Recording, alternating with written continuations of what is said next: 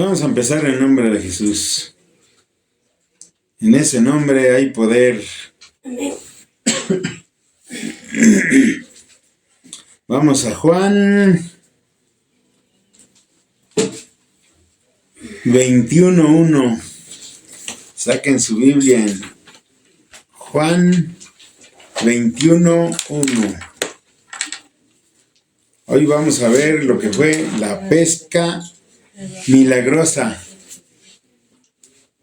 Dice así: después de esto Jesús se apareció de nuevo a sus discípulos junto al lago de Tiberíades. Sucedió de esta manera: estaban juntos Simón, Pedro, Tomás, al que apodaban el gemelo, Natanael, el de Caná de Galilea, los hijos de Zebedeo y otros 2 discípulos.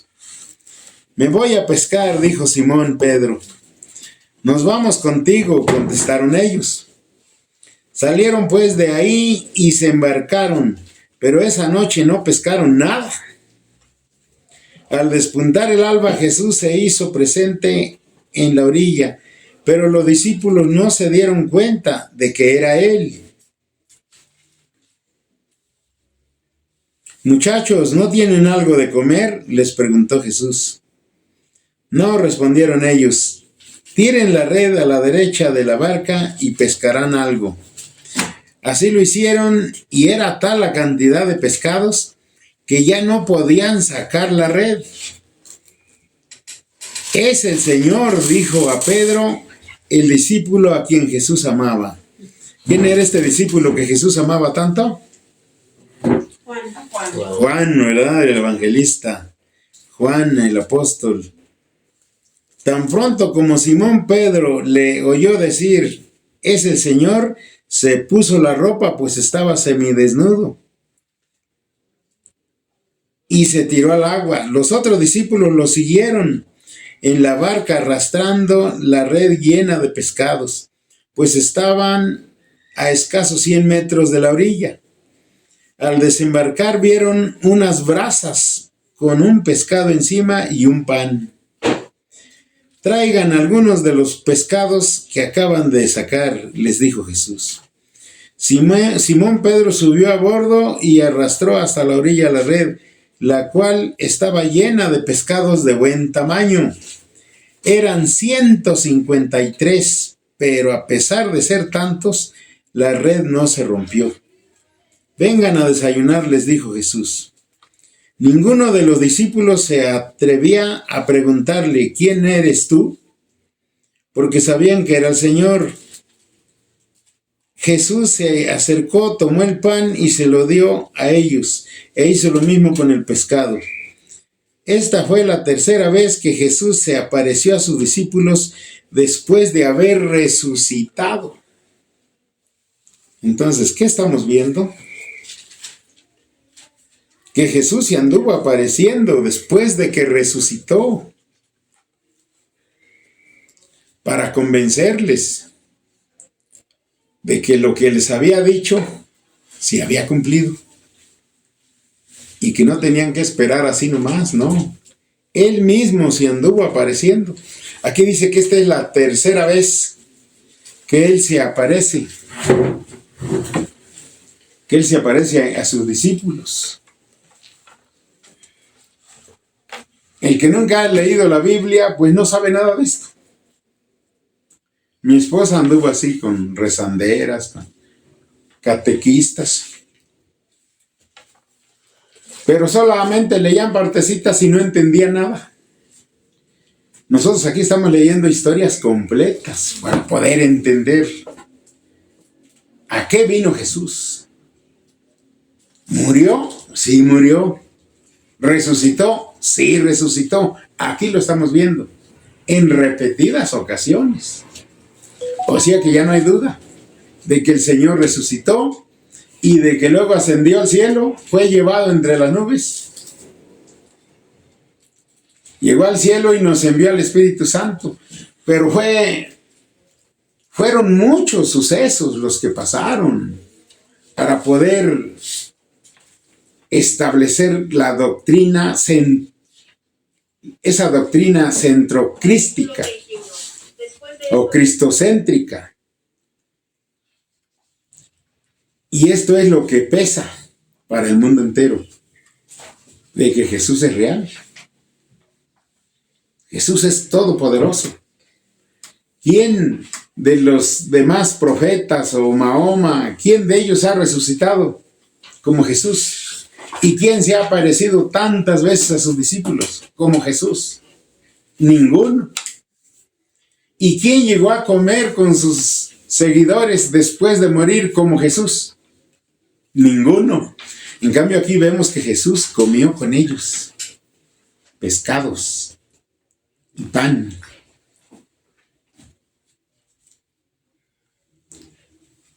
Esto es lo que hay que ir metiendo en nuestra mente. Que lo que el Padre hizo con nosotros es súper maravilloso. Envió a Jesús a rescatarnos de una vida de dimensiones físicas que tenían limitaciones. Limitaciones hasta en el tiempo. Solamente unos cuantos años de vida. Pero viene Jesús y dice que nos promete una vida eterna. O sea, miles, millones de años.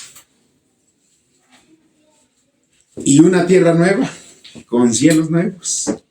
Y un cuerpo nuevo, glorificado, como el que él adquirió. Él podía aparecer y desaparecer. Aquí lo estamos viendo en sus apariciones. Como él aparecía y desaparecía. Pero también vemos cómo también comía. Después de ser espiritual, comía. Él tenía cuerpo glorificado y comía.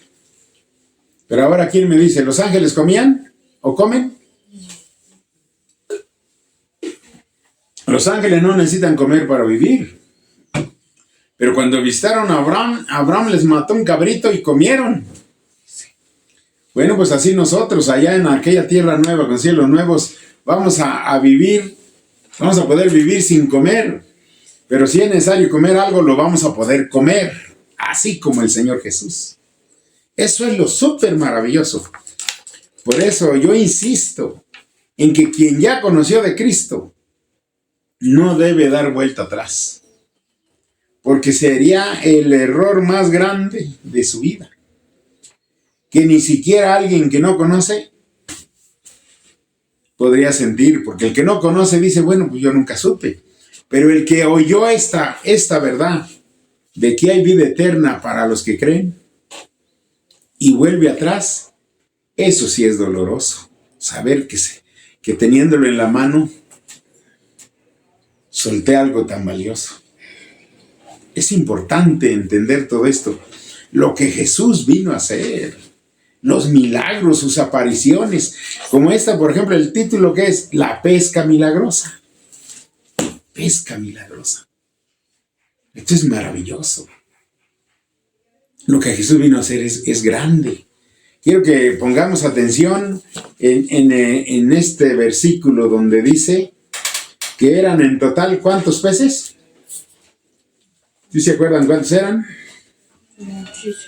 150. Versículo, ¿qué? 11. Eran 153. ¿Por qué 153? A ver, vamos a ver. ¿Por qué 153? Y según el estudio de este hombre de Jerónimo, Jerónimo dice que hay en el mar 153 clases de peces y que aquella pesca abarcaba a todas las especies y que por lo tanto el número simboliza el hecho de que algún día todas las personas de las diversas naciones se reunirán en Jesucristo, en una sola fe, en Cristo Jesús. Fíjense cómo los números tienen mucha importancia en la Biblia. 153. ¿Por qué 153? Entonces hay personas que han estudiado mucho, como este Jerónimo, si no me equivoco, este hombre es de los estudiosos de los tiempos antiguos. Y aquí es donde entran las enseñanzas del pastor Enoch y su hijo. Y aquellos estudiosos que fueron cristianos, fueron hijos de Dios, pero fueron teólogos. Digo, también nosotros somos teólogos porque estudiamos la Biblia. Toda persona que estudia la Biblia es teólogo. ¿Por qué? Porque la ciencia de la teología es la ciencia que estudia las cosas divinas. Todo lo que son los ángeles, las jerarquías y las funciones. Entonces, estamos viendo que si nos metemos a estudiar, siempre vamos a aprender algo. Ahorita ya aprendiste algo. Ya sabes que el 153 puede ser que son las diversas clases de peces que hay para comer en el mar. No tiburones, no están entrando ahí tiburones. Hay que hasta eso tener una mentalidad abierta. Conceptos más correctos, no conceptos así confusos y locos, sino conceptos más claros, más completos.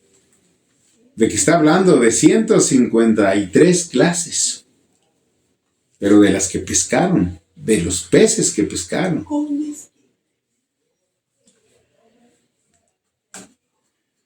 ¿Y por qué tenían que ser 153? Entonces aquí vemos la mano de Dios. En esa pesca estaba la mano de Dios. ¿Cómo es que no atrapó uno más o uno menos la red? Cuando lo sacaron y los contaron eran 153. Así de exacto es Dios cuando Él interviene. Por eso nosotros no debemos dudar. Y ni debemos dejar que nuestra mente siga pensando como pensábamos, así de una manera errónea. No, nosotros tenemos que pensar como Dios, porque somos sus hijos, y los hijos se parecen a su padre. Pero para que un hijo y una hija se parezca a su papá, necesita oír su palabra, necesita leer su palabra, conocerle. Nosotros aprendimos, ¿qué lenguaje aprendimos? ¿El que hablaba quién? ¿Qué idioma hablamos? Español. Lo que hablaban nuestros padres, ¿verdad? Si hubiéramos nacido en Estados Unidos, hablaríamos inglés. ¿Sí o no? Sí. Los que nacieron aquí con estos indígenas que hablaban náhuatl, ¿qué hablaron? Náhuatl. Y así hubo un sinfín de dialectos, el mexicano y otros. Cada quien habló lo que oyó. Por eso es necesario que las personas nos congreguemos, nos reunamos, porque eso vamos a pensar y hablar lo que oigamos. Si nunca oímos hablar a los cristianos de bendición y sabiduría divina, nunca vamos a ser sabios, aunque seamos hijos de Dios. Vamos a ser como aquel hijo mudo o sordo, que pues aunque quería expresarse no podía. ¿Cómo? Si es mudo. Así pasa con el cristiano que no se instruye. Es un cristiano mudo. Y dice, mira, ese que es cristiano de hace 30 años. Pero no se sabe expresar como hijo de Dios. Porque no adquirió el lenguaje de Dios. No leyó la Biblia. No se congregó. Estuvo por allá. Sí cree, pero a su manera. Reducida. Qué importante es esto que estamos oyendo hoy. Porque esto va a hacer que busquemos más de Dios, que nos acerquemos a cualquier plática y vamos a oír y vamos a formarnos un ideal. A ver, ¿qué se está enseñando aquí? Así es como funciona la palabra de Dios, para ser felices y estar contentos, sabedores que nos espera la eternidad, porque Cristo lo hizo posible, no porque yo lo diga. Si se dan cuenta, se está moviendo un espíritu de sueño por todos lados ya ahorita. Ya, en un ratito más yo también ya voy a estar aquí golpeando esta mesa con mi cabeza. Ya empezó y ya. Es que así es. Todos vamos a dormir. Entonces tenemos que estar atentos. Vamos a ver ¿Qué dice Lucas en Hechos 1, 2 y 3? Lo que estamos oyendo es palabra de Dios y es normal que haya lucha. Es normal que digan, ay, el pastor habla bien bonito, hasta dan ganas de dormirse. Pero no, tenemos que aprender. Hechos 1, 2 y ¿hasta cuál? 3.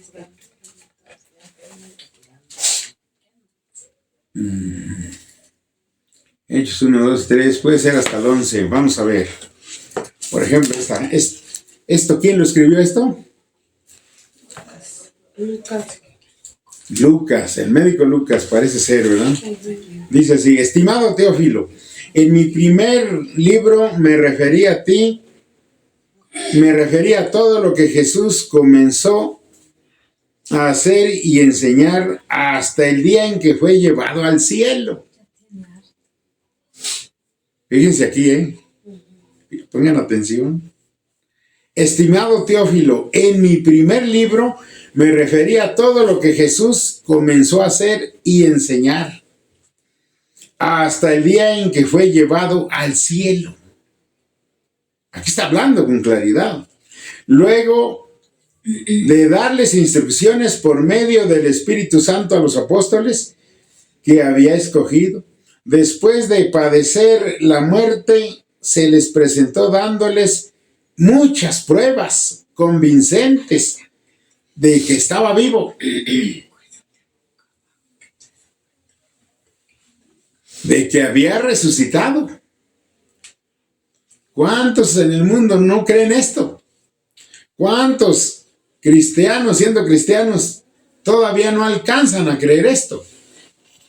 Y por eso les cuesta obedecer, no se quieren ir a bautizar, no quieren ir a una célula, un sinfín de límites que se ponen las personas. ¿Por qué?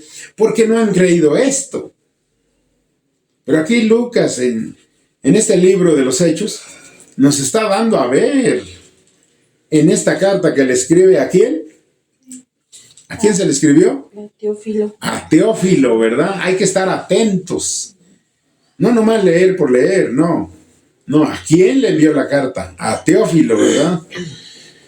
Dice en el 3, después de padecer la muerte, se les presentó, dándoles muchas pruebas convincentes de que estaba vivo. Durante 40 días se les apareció y les habló acerca del reino de Dios. ¿Les habló acerca de qué? Del reino de Dios. ¿Y cuál es ese reino de Dios? Sí.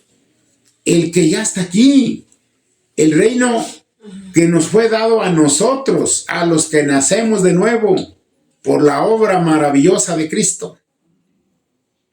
El reino de Dios ya está aquí, solamente hay que vivirlo y hay que establecerlo en la familia, en los compañeros de trabajo, con los compañeros de trabajo, con los amigos en la calle, con quien sea. Hay que darles a saber que el reino de Dios ya está aquí.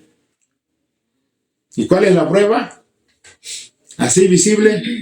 Hermana Basilisa, ¿qué prueba podemos agarrar así? Que se pueda ver, palpar, de que el reino de Dios ya está aquí. Muy sencillo, el calendario. ¿En qué está basado el calendario? En la muerte de Cristo. Entonces el reino de Cristo ya está aquí. Pero solo los que somos hijos de Dios podemos distinguirlo y creerlo. No los estudiosos, no aquellos religiosos que no nacen de nuevo, sino los que nacen de nuevo, los que fuimos sellados por el Espíritu Santo. ¿Sí dice la Biblia que fuimos sellados o no? ¿Dónde dice eso? En Efesios, ¿verdad? 1:13, ¿quién lo lee? En él también vosotros, habiendo oído la palabra de verdad, el evangelio de vuestra salvación, y habiendo creído en él, fuisteis sellados con el Espíritu Santo de la promesa. Aleluya.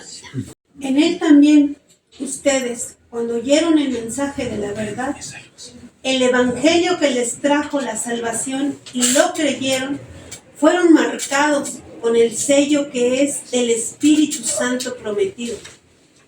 Este garantiza nuestra herencia hasta que llegue la redención final del pueblo adquirido por Dios para alabanza de su gloria. Aleluya. Entonces fuimos sellados. ¿Y por qué es que andamos entonces así, con muchas luchas, como que, ay, ¿qué hago para crecer espiritualmente? Pues solamente tengo que leer y creer, solamente tengo que reunirme. Dice, en él también ustedes, cuando creyeron el mensaje de la verdad, el evangelio que les trajo la salvación, y lo creyeron, fueron marcados con el sello que es el Espíritu Santo prometido. Este garantiza nuestra herencia hasta que llegue la redención final del pueblo adquirido por Dios para alabanza de su gloria. Ya está hecho. ¿Por qué la gente no se alegra? ¿Por qué hay tanta fricción, amargura, tristeza, desánimo, confusión? Si todo está aquí. Solamente oigo una enseñanza de estas y es para salir brincando. De gusto, de gozo, sabedor que Cristo ya hizo todo. Lo que para mí era imposible, Jesús lo hizo. Él lo hizo y yo solamente tengo que recibir el regalo y vivirlo. Y de esta manera establecer el reino. Y en lugar de que se me haga pesar practicar una guitarra de esas, debe ser una alegría. Porque voy a alabar a alguien que vino a hacer cosas grandes, que después de muerto se apareció para mostrar su obra maravillosa, que ya estaba hecha. Nos vino a sellar con su Espíritu Santo a aquellos que oímos su palabra, empezando desde los primeros, aquellos hombres que anduvieron con él. Esto es súper maravilloso. Súper. ¿Cómo desechar estas cosas? ¿Cómo olvidar estas cosas? Cuando las personas dejan de congregarse y no vienen y digo yo, ¿qué les pasa? ¿Qué pasa por su mente? Es que hay tanta basura que todavía la palabra no se queda. ¿No hay lugar para la palabra? ¿Por qué? ¿Por qué la gente rechazar tan grande bendición? ¿Cómo? Yo a veces no me alcanzo a explicar ciertas cosas como esta. ¿Cómo despreciar tan grande bendición? Yo recuerdo desde que yo recibí a Jesucristo, yo he tenido luchas, pero jamás han logrado alejarme del Señor. Al contrario, me han ido reafirmando. Y cuando veo que alguien se aleja, yo no lo entiendo, ¿eh? Yo no entiendo. Digo, bueno, es que no conoció esta doctrina, no la oyó. No oyó esta doctrina de todo lo que Jesús hizo. De esas cosas espirituales maravillosas. Porque la realidad no está aquí, la realidad está en lo espiritual. ¿Y cómo no entender esa realidad? Si cuando Dios viene y toca un corazón, lo convence. Y todo lo que necesito es llenarme del conocimiento. Ir oyendo más y más cada día. Que hay 3 reuniones a la semana mejor. Y luego el domingo 4. Gloria a Dios. Pero además de eso, yo debo orar, yo debo leer la Biblia en mi casa. Debo hacer muchas cosas. Pero si alguien me dice que necesita algo, yo tengo que proveérselo, dándole el mensaje de Dios. Porque lo que Dios quiere es la salvación del alma. No tanto el que yo ayude a una persona con 100 pesos, 50 pesos, no. Él lo que quiere es que yo transmita el mensaje. Y que si abro una puerta para que esa persona reciba el mensaje, pues debo hacerlo. Y si para eso tengo que desprenderme el dinero, pues me tengo que desprender. Y ahí es donde se ve la gloria de Dios. Amén. Amén. Entonces estamos viendo que Jesús vino a hacer cosas pues maravillosas, grandes. Vamos a ver Marcos 15. ¿Qué dice Marcos 15? Jesús hizo muchas cosas maravillosas, pero la gente no tiene este conocimiento. Y sigue haciendo. Alguien léalo, por favor. 15 ¿qué? 37 y 38.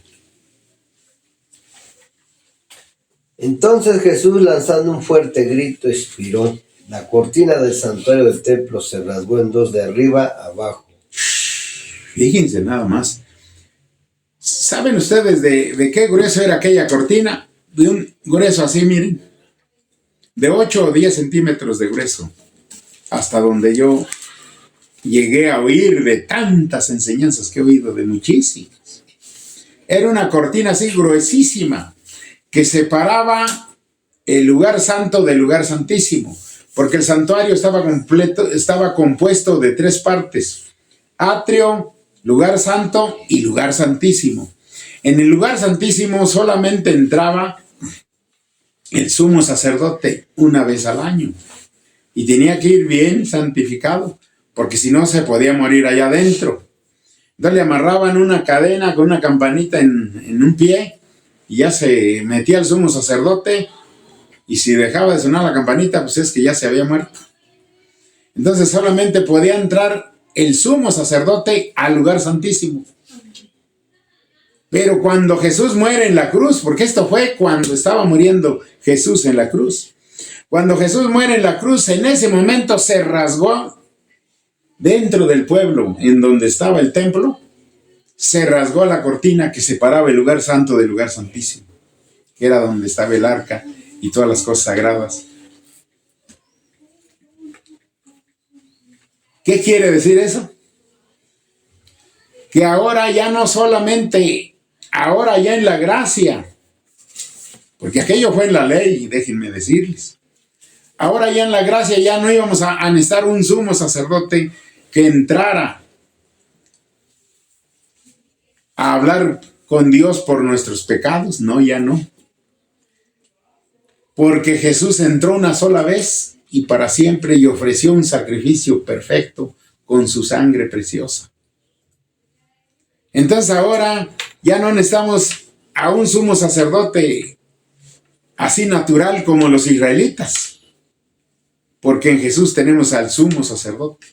Y al abrirse, al rasgarse el velo, ahora nosotros podemos entrar al lugar santísimo y platicar con nuestro Padre y decirle: papá, necesito esto. Casi no entiendo nada, quiero entender tu palabra. Y quiero vivir tu palabra. Quiero sentir tu presencia y gozarme delante de ti. Ahora podemos entrar y platicar con Él. Ahora yo puedo decirle: papá, lleva a mi hermano Adán, a mi hermana Basilisa, para que vayan adquiriendo el conocimiento. Y yo cuando los voy a entrar por esa puerta, puedo decirle: gracias, papá, porque yo sé que tú me oyes. Y así con cada persona. Yo oro por las personas y Dios me responde, y cuando yo llego aquí yo me gozo, porque yo las veo y digo: aquí está la respuesta de mi Padre. Ahora sé que sí se rasgó aquel velo. Ahora sé que Dios me oye. Pero cuando yo era del mundo, no me oía, ni lo conocía. De oídas había oído de Él, pero no lo conocía. Hoy puedo decir que lo estoy conociendo cada día más. ¿Cómo? Leyendo la Escritura. Por ejemplo, aquí, ya sé lo que sucedió cuando Jesús murió. Se rasgó el velo. ¿Quién lo rasgó? Seguramente un ángel. ¿Con qué herramienta? No me preguntes, porque no lo sé. Eso no está aquí en la Biblia. Pero de que Dios lo hizo, lo hizo. Se rasgó el velo, dice. Lo voy a leer para terminar bien esto. Entonces Jesús lanzando un fuerte grito, expiró. Fíjate bien, fue cuando murió. La cortina del santuario del templo se rasgó en dos de arriba a abajo. Y el centurión que estaba frente a Jesús, al oír el grito y ver cómo murió, dijo: verdaderamente este hombre era el Hijo de Dios. Era el Hijo de Dios, el primer hijo. Y después vendríamos muchos hijos y muchas hijas. Todo un pueblo, el pueblo de Dios. Ahora somos el pueblo de Dios. Aquí en otra parte de la Escritura dice que antes ni pueblo éramos, pero hoy somos pueblo de Dios. Maravilloso. Maravilloso. Fíjense qué maravilloso es poder entender la Escritura. Saber que es una realidad lo que Jesús hizo. Y que no estoy aquí porque por ahí me hayan engañado, me hayan lavado el cerebro. No, no, no. A mí me lavaron todo el cuerpo con la sangre preciosa de Jesucristo. Eso sí. Esto yo espero que quede en nuestro espíritu. Y que no andemos así desanimados, sino contentos, gozosos, sabedores de que Cristo ya hizo todo. Y que nosotros solamente tenemos que estar pues contentos, siendo obedientes. Vamos a ver cuántas citas nos faltan. Juan 20, 19 al 23. Vamos a ver qué tenemos aquí. Yo espero que se le esté quedando esta enseñanza en su espíritu. Hace mucha falta esto. Mucha falta. Poder entender las riquezas que Dios nos envió a través de Jesús. Vamos a ver. Vamos a Juan 20, 19.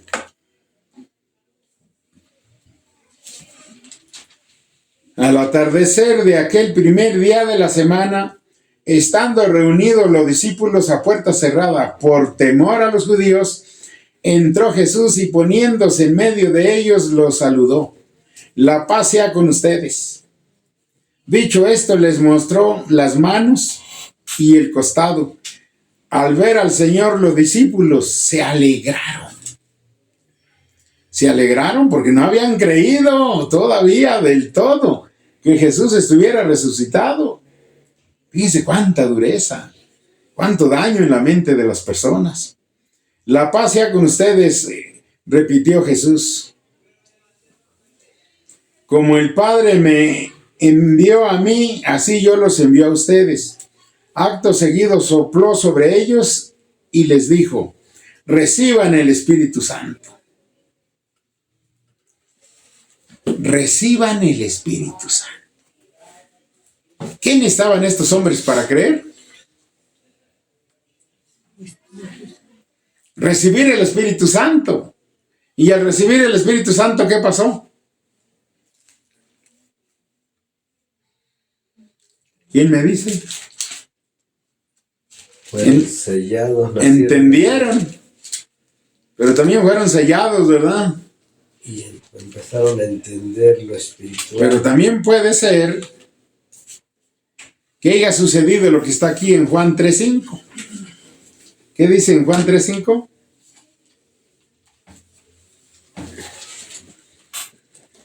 Yo te aseguro que quien no nazca de agua y del Espíritu no puede entrar en el reino de Dios. ¿Qué sopló Jesús sobre ellos? El Espíritu Santo. Es el Espíritu Santo. ¿Y qué hizo el Espíritu Santo? Los hizo nacer de nuevo. Y al nacer de nuevo pasaron a ser espirituales y entonces ya pudieron creer. Entonces dijeron, sí, resucitó. Pudieron ver el reino de Dios. Del agua y del Espíritu. ¿Y ahora cuál es el agua? Del Espíritu aquí dice. Pero ¿y el agua? Y así vamos a seguir aprendiendo muchas cosas. Así fue como Dios hizo posible nuestra salvación y nuestro cambio de vida.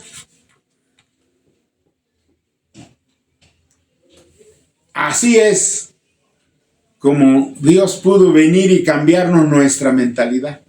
Ahora todo lo que tenemos que hacer es leer y reunirnos siempre que podamos, aunque sean 3, 4 personas, reunirse y dialogar sobre ciertas palabras o ciertas partes de la Escritura que no hemos entendido. ¿Por qué se hace esto? ¿Por qué se hace lo otro?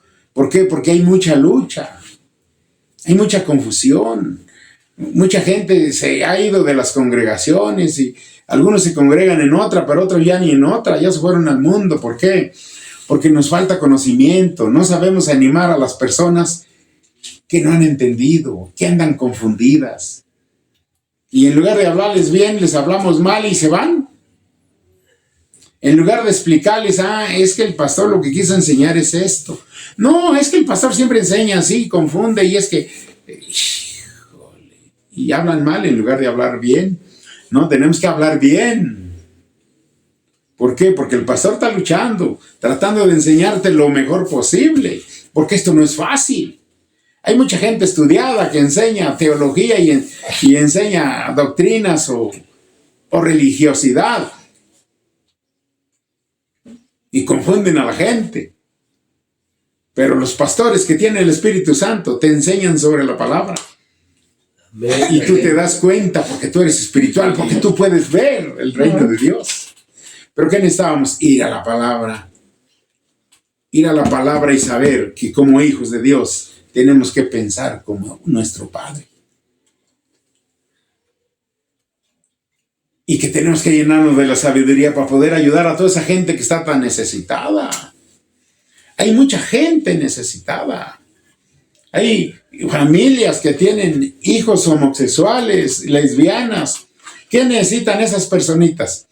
Que en su casa se les hable palabra y que donde vayan y oigan palabra de Dios para que su mente que está entenebrecida sea iluminada por la palabra de Dios y empiecen a cambiar sus conceptos. Y que no se sientan hombres siendo mujeres o que no se sientan mujeres siendo hombres. Porque esas son mentes cauterizadas. Tenemos que meterles la palabra. Y como la palabra es poderosa, que entra, penetra hasta lo más profundo, traspasa el hueso y llega hasta el tuétano.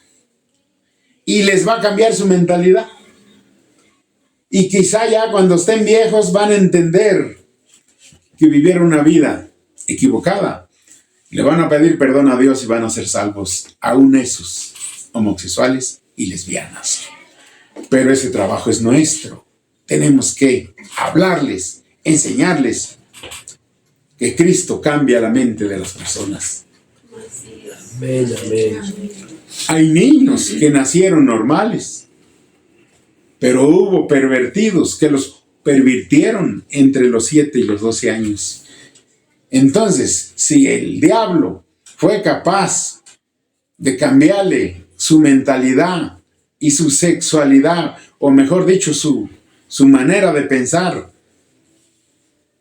a un niño que venía bien, ¿por qué Cristo no le va a poder cambiar la mentalidad a un hombre que nació siendo hombre? Claro que lo puede hacer, pero el creyente no ha entendido y no sabemos ministrar a esas personas. Y hay mucha necesidad. Otros no, están locos así, quieren matar, otros quieren robar, otros quieren andar nomás en la borrachera, y aunque los hijos están allá casi sin comer y la mujer ya no sabe qué hacer. Hay mucha necesidad. Un sinfín de cosas. Por eso Jesús dijo, ustedes son la sal y la luz del mundo. Jesús confía en nosotros. Él sabe el potencial que puso en nosotros al sellarnos con su Espíritu Santo. Pero no lo hemos creído. Y eso es lo triste. Que no lo hemos creído. Tenemos que creerlo y caminar como tal. Visitar a la gente, platicar con ella, enseñarles la palabra, que vean a este Jesús, al de la Biblia, a este poderoso, a Cristo. Hay un canto, lo van a tocar. ¿Sí van a tocar ese o cuál? En una nube. O en una nube. Bueno, en los cantos también viene el mensaje. Cuando Jesús fue llevado, sí, entre las nubes. Pero hay personas que han tenido visiones también. Hay un canto que, ¿cómo dice? Ya como que lo estaba durmiendo. Dice, qué grande es el amor de Dios que cubre toda la tierra. Donde quiera está su justicia, su mano está donde quiera. Amén, amén. Dice que ayuda al necesitado y al enfermo le da victoria. Gloria a Dios. Y aquel que no le conoce, le está brindando su gloria. Vamos a oír a nuestras hermanas y que Dios las use y las bendiga. Oh, sí, papá. Derrama tu Espíritu Santo. Derrama tu Espíritu Santo.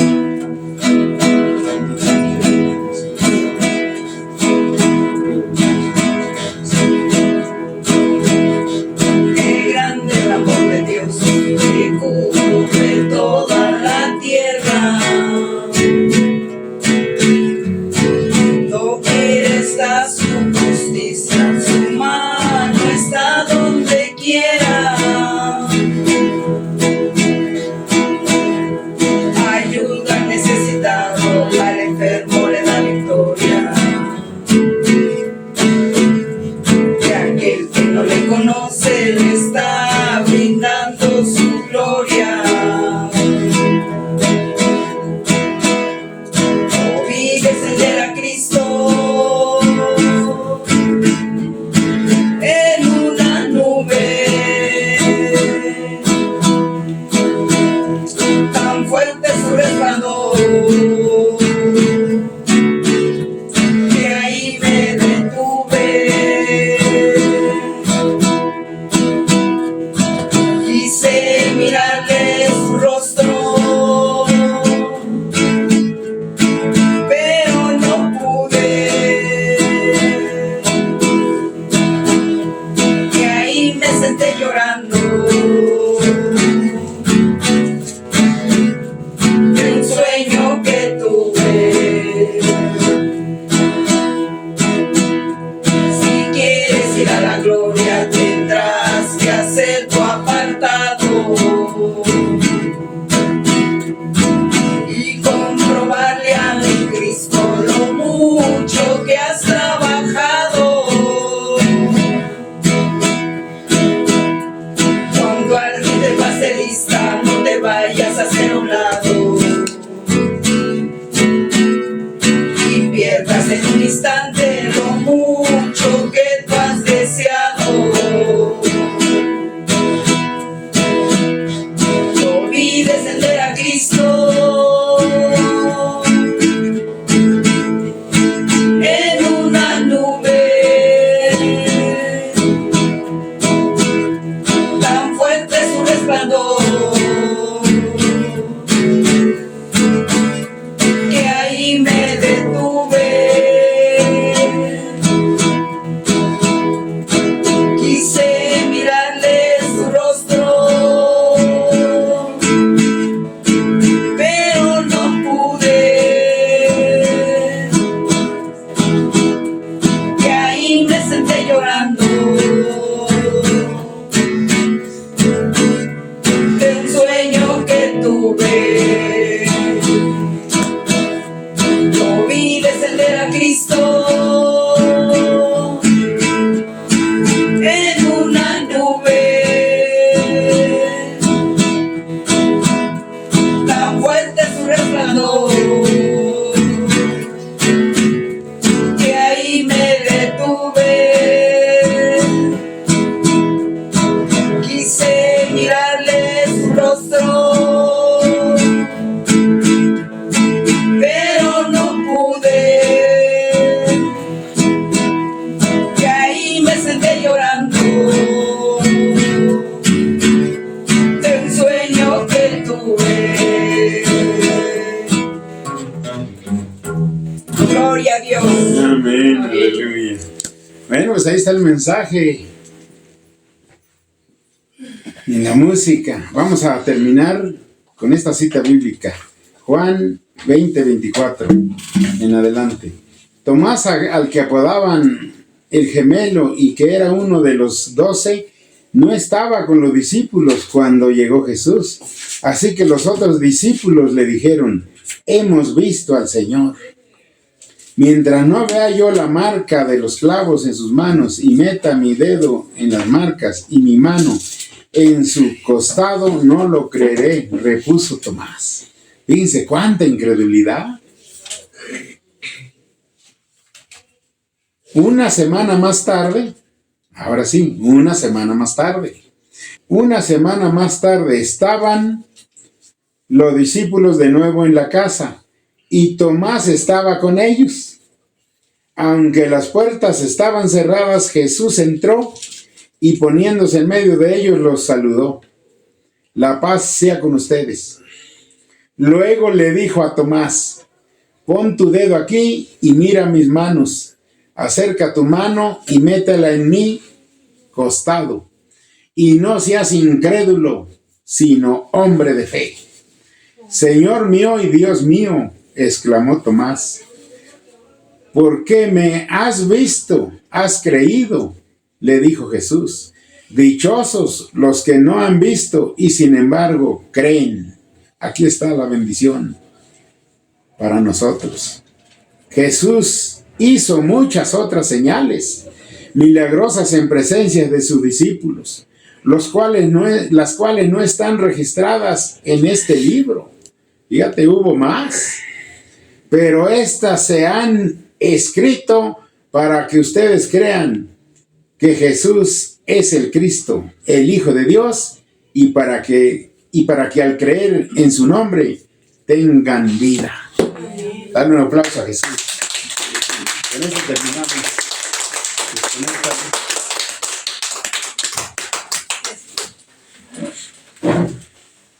Gracias, papá. Gracias porque tú eres bueno.